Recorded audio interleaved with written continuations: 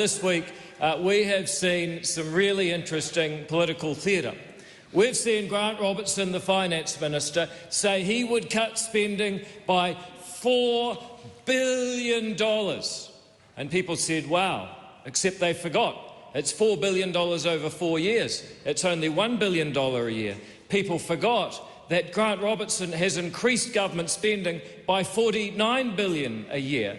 So his $1 billion a year saving is really 2% of all the extra spending that Grant Robertson does over and above his predecessor. What he's really saying is he's going to keep going with 98% of the new spending he's introduced. In other words, there is no change. ACT, on the other hand, has produced an alternative budget, A Time for Truth, the only fully costed alternative budget that is produced in this parliament year in, year out by ACT, showing New Zealanders the real choice for real change, not Tweedledee, Tweedledum, the same policies, different slogans, because New Zealand has had enough of that. This country is in a state of decline. We must choose on a spectrum between Australia and Fiji. Is New Zealand going to become a big Fiji, a nice place to visit, but without the first world healthcare and education and transport infrastructure and services that people expect? Well, that is the trajectory this country is on when we have two parties that don't give you a real choice.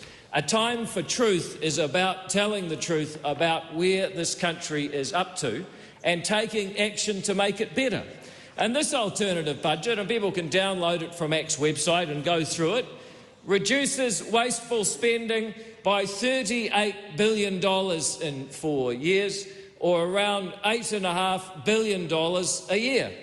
And what that means is that we don't touch a single frontline service, not one cop, one nurse, one teacher. Actually, we're going to pay the teachers $5,000 more each.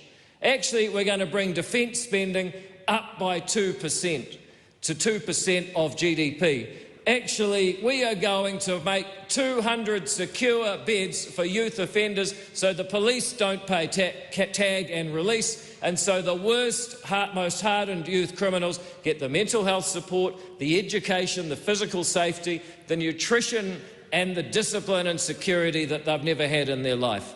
We're not going to touch any services. We're actually going to boost government services where they need to be. And we're going to do that by reducing government waste by the billion that has grown up under this government. And once we have boosted security to make the streets safe, defence to keep the South Pacific safe, and doctors' fees so that you can actually get into your GP, and once we have shared half the GST with the local council so you can afford the infrastructure to build new homes. Once we've solved those problems, we still have room to reduce your taxes so that someone on $70,000 a year would keep just about $50 a week extra. In fact, every single earner would be better off under ACT's alternative budget.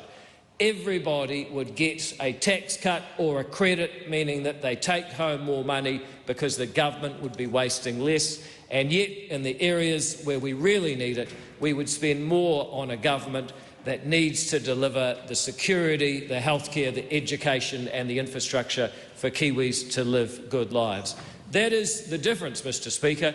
The ACT Party provides the real choice and tells the truth. In our alternative budget, it is a time, Mr Speaker, for truth. Thank you, Mr Speaker.